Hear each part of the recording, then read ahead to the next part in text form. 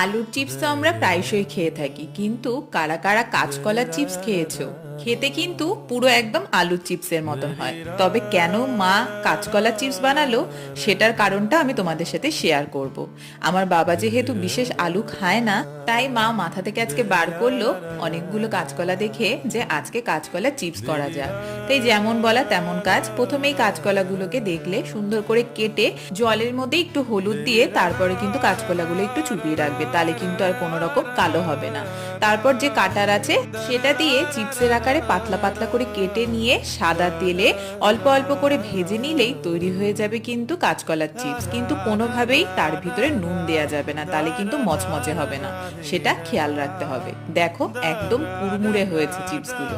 এর ভিতরে আমি আরেকটু চটপাটা বানানোর জন্য নুন, বিট নুন কিন্তু অবশ্যই, তার সাথে লঙ্কার গুঁড়ো আর চাট মশলা দিয়েছিলাম। যারা আলু চিপস খাও না তারা অবশ্যই